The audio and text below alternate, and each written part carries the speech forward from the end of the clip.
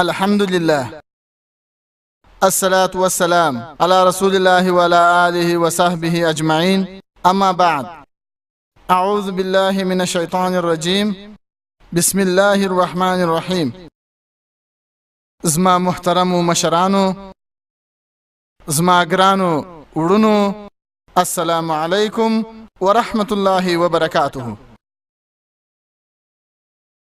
لکه څنګه چې تاسو ټول خلک په دې پوهیږئ چې زه اکثره تقاریر په انګریزي ژبه کوم، نو په دې خاطر چې مولانا شوکت احمد شاه صاحب زما څخه غوښتنه وکړه چې دلته هم باید تقریر په اردو ژبه وسی، نو ما لبیک ورته وویل او دا لومړی ځل دی په ټوله تاریخ کې زما په ژوند کې دا ما چې څومره تقاریر په ډیرو ځایو کې کړي دي د هغه څخه نیم درزن تقاریر ما په کشمیر کې په اردو کړي دي. دا زما ښه بخت دی، ولې چې پر اردو ژبه باندې زه تسلط نه لرم. زما ټول زده کړې په انګریزي ژبه سوي دي، نو چې کومې غلطۍ م راڅه کېږي په هغه سبب بخښنه غواړم. تاسو به انشاءالله غلطۍ نظر انداز کوئ او د تقریر پر موضوع باندې که زیاده توجه وکړئ نو انشاءالله شاید یو څه فایده ولري. د نن د دې تقریر موضوع ده د یوې پوښتنې په شکل کې، آیا په قرآن ځان پوهول او بیا لوستل ضروري دي؟ قرآن مجید د الله سبحانه وتعالی آخري وحی دی پر خپل آخرنی پیغمبر محمد صلی الله علیه وسلم باندې. قرآن مجید په ټوله نړۍ کې تر ټولو ډیر مکرم کتاب دی، هغه د ټوله انسانیت دپاره هدایت دی.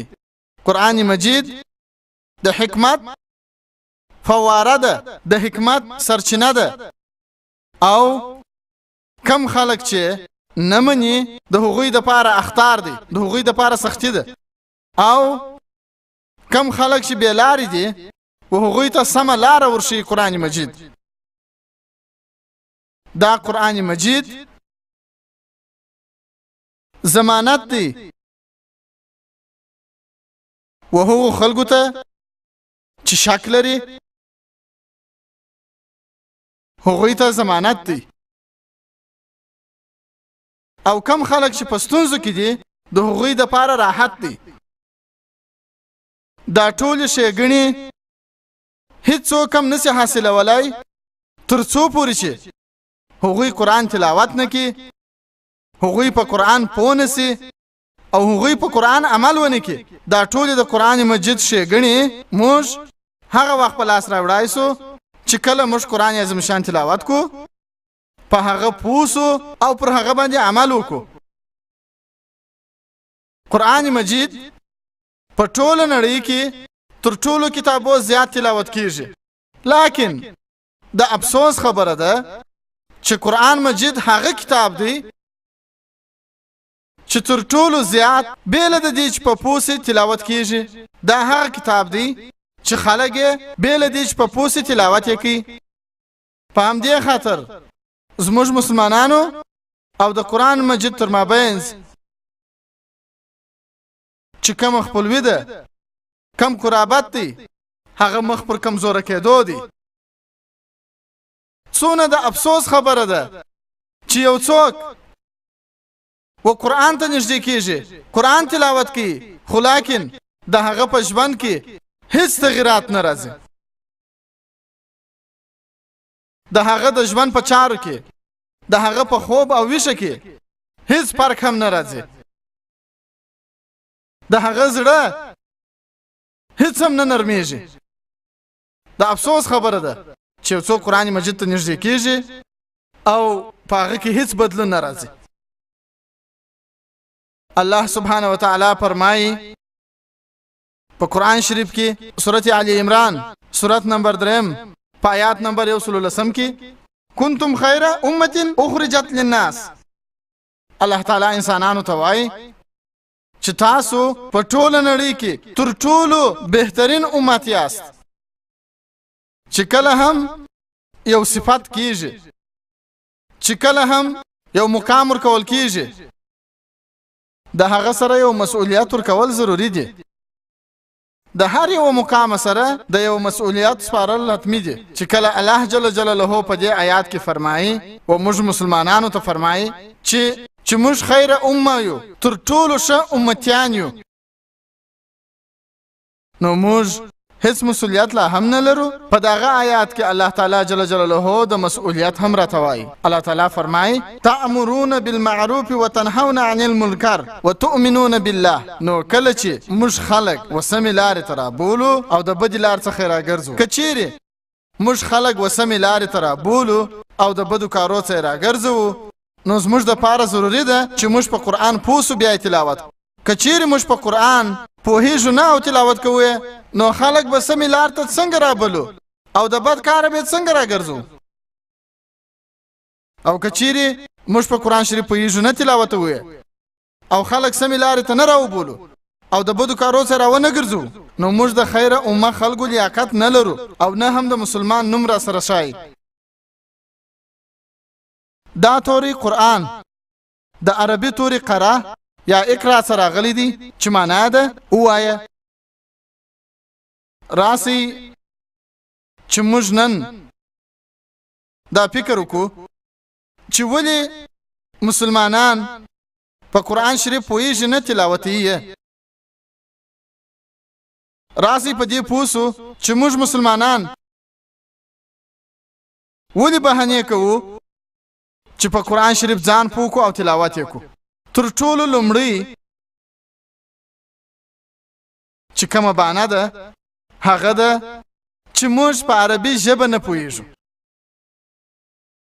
دا حقیقت دی چې په ټوله نړۍ کې تر 100 سلنه زیات مسلمانان سته. په ټوله دنیا کې تر 1250 میلیونه زیات مسلمانان سته. لیکن شاوخوا یوازې 15% مسلمانان عرب دي چې مورنۍ ژبه یې عربي ده. او د عربو مسلمانانو پرته یو څه مسلمانان هم په عربي ژبه پوهېږي. د دې معنا دا ده چې تر 80 سلنه اضافه مسلمانان په عربي ژبه نه پوهېږي. چې کله هم یو کوچنی دې نړۍ ته راسي، د مور د نس څخه د باندې راوځي، د مور د نس څخه دې نړۍ ته راسي، هغه په یوه ژبه هم نه پوهېږي. هغه د ټولو تر مخه خپله مورنۍ ژبه د خپلې مور ژبه زده کوي، تر څو چې هغه د کورنۍ د غړو سره خبرې اترې وکړي، تر څو چې هغه د کوڅې د خلکو سره خبرې وکړي. بیا چې کله هغه زده کړې کوي په ښوونځي کې، په مکتب کې، په کومه ژبه چې هغه زده کړي بیا هغه ژبه زده کوي. هر انسان لږ تر لږه په 2 یا 3 ژبو پوهېږي. ځینې انسانان په 4، ځینې انسانان په 5 ژبو پوهېږي، ځینې ډېر پوهان په بیخي ډېرو ژبو خبرې کولی شي او په پوهېږي.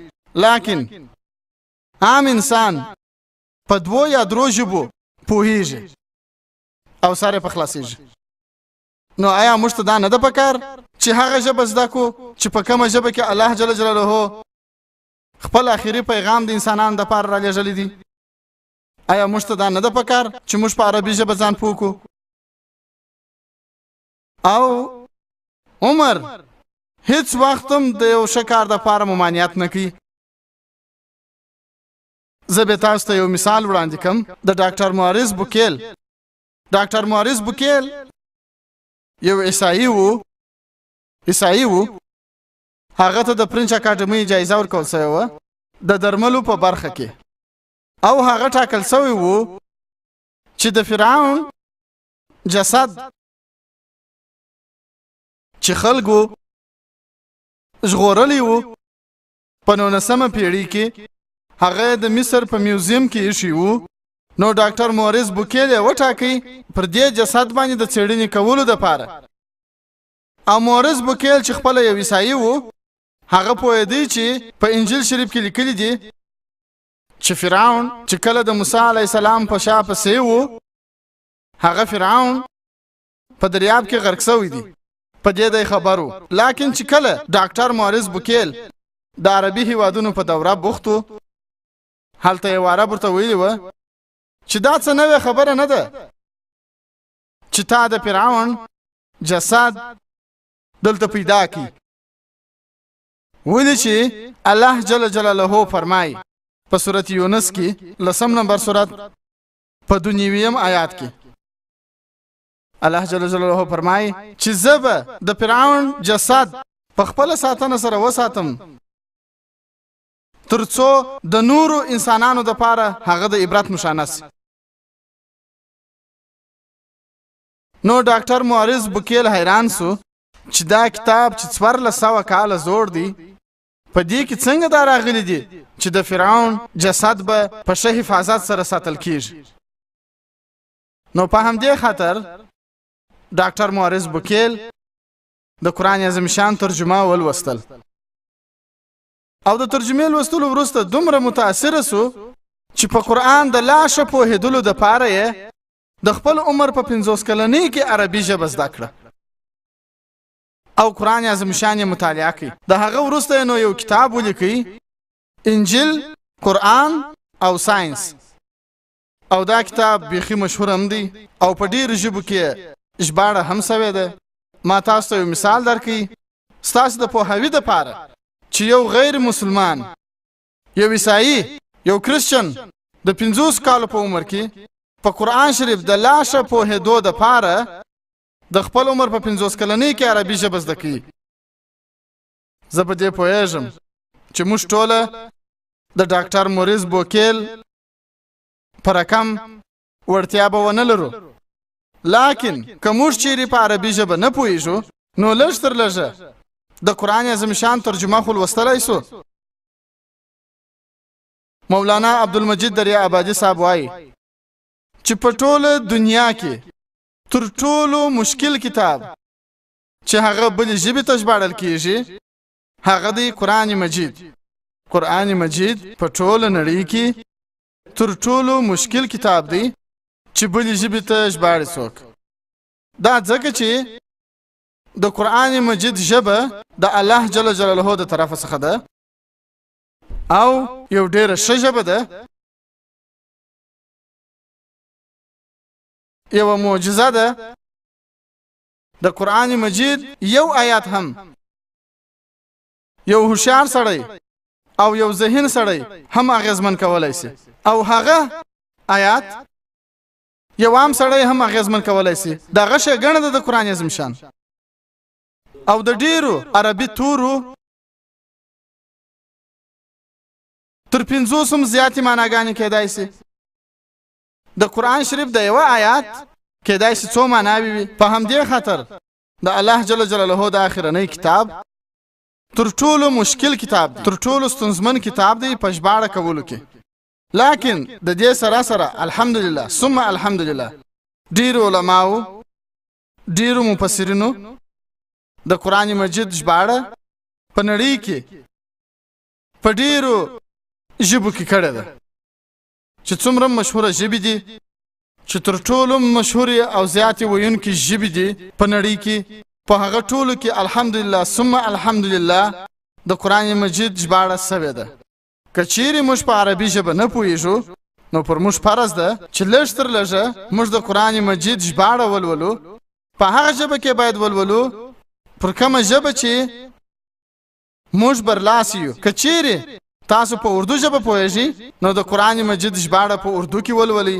که تاسو په پښتو ژبه پوهېږئ نو په پښتو یې ولولئ. که تاسو په انګریزي ژبه پوهېږئ نو په انګریزي کې ولولئ. که تاسو په دري ژبه پوهېږئ نو په دري یې ولولئ. لیکن لږ تر لږه د قرآن مجید ژباړه حتما ولولئ. موږ مسلمانان اکثره بهانې جوړو چې موږ ډېر مصروف یو، موږ ډېر بوخت یو، موږ مصروف یو په خپل کاروبار، موږ مصروف یو په زده کړو کې، په ښوونځي کې، په لیسه کې، په پوهنتون کې. موږ مصروف یو ولې چې کار ته ځو. زموږ سره د قرآن مجید د ژباړې د لوستلو وخت نشته. موږ ټول په دې پوهېږو چې دا څونه وخت چې موږ په ښوونځي کې تېروو یا په لیسه کې یا په پوهنتون کې موږ په سلهاو کتابونه لولو او ډېر کتابونه په یادوو.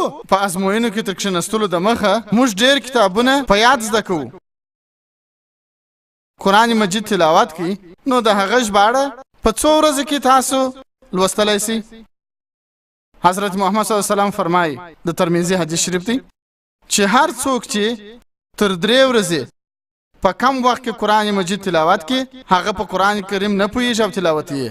نو که چیرې تاسو په احتیاط سره تلاوت کوئ ان شاء الله لږ تر لږه په 2 ورځو کې د قرآن مجید ژباړه لوستلی سي. که چیرې تاسو هر ورځ یو جز یوه سپاره ووایاست نو په یوه میاشت کې به تاسو قرآن مجید ختم کړئ. او هغه شهادتنامې چې تاسو په لاس راوړئ په مکاتبو کې، په لیسو کې، په پوهنتونونو کې، دا سند تاسو ته په دې دنیا کې هم ګټه در رسولی سي هم یې نسي در رسولی. ولې چې موږ پوهیږو ډېری اسناد لرونکي کسان بیکاره ګرځي، هیڅ کار نه لري. لیکن الله جل جلاله موږ ته وعده راکړې ده وایي که چیرې تاسو په قرآن عظیم شان پوه سئ بیا تلاوت کړئ، که چیرې تاسو په قرآن شریف پوه سئ بیا تلاوت کړئ. د بیلګې په ډول ستاسو ډېر نږدې ملګري د فرانسې څخه راځي او ستاسو سره په کشمیر کې د دې کشمیر ولیدنې ته راځي. ولې چې هغه دا اورېدلی دي چې کشمیر پر دې مځکه لکه جنت غوندې داسې ځای دی. هغه جنت چې الله تعالی په قرآن کې ذکر کړی دی هغه خو ډېر ښه دی. که په دې دنیا کې تاسو د جنت لیدل غواړئ نو د کشمیر سیل وکړئ، کشمیر ووینئ. نو ستاسو یو نږدې ملګري د فرانسې څخه راځي او د کشمیر د سیل څخه وروسته انناک اسلام آباد ته راځي او ستاسو سره دلته یو ځای 1 هفته وخت تیری، ستاسو په کور کې اوسېږي، ستاسو ډېر نږدې ملګري دي، 1 هفته پوره در سره تیری، ټوله کشمیر ویني او بیا بیرته در څخه ځي. د هغه ملګري مو فرانسوي ژبه ډېره ښه زده ده، په اردو ژبه هغه څه نه څه خو پوهېږي، مګر هغه چې ډېر برلاسې دی هغه د فرانسوي ژبه. هغه چې کله خپل وکور ته رسېږي نو د فرانسې څخه تاسو ته یو خط رالیږي، مګر هغه خط په فرانسوي ژبه لیکلی دی. تاسو چې کله خط خلاصوئ نو په شی نه پوهېږئ. نو تاسو څه کوئ؟ تاسو ته چې کله ستاسو نږدې دوست په فرانسوي ژبه خط لیکي او تاسو هغه لیک نسئ لوستلی، ستاسو په هغه باندې سر نه خلاصېږي، نو تاسو به څه وکئ؟ تاسو به په یو چا باندې هغه لیک وژباړئ، تاسو پسې ګرځئ. هغه څوک چې په فرانسوي ژبه سر خلاصېږي تاسو هغه راولئ تر څو تاسو ته لیک وژباړي.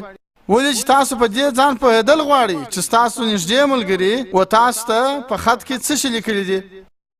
تاسو په هر حالت کې چې هغه لیک ژباړئ او ځان ته دا معلوموئ چې ستاسو نږدې دوست څه درته لیکلي دي.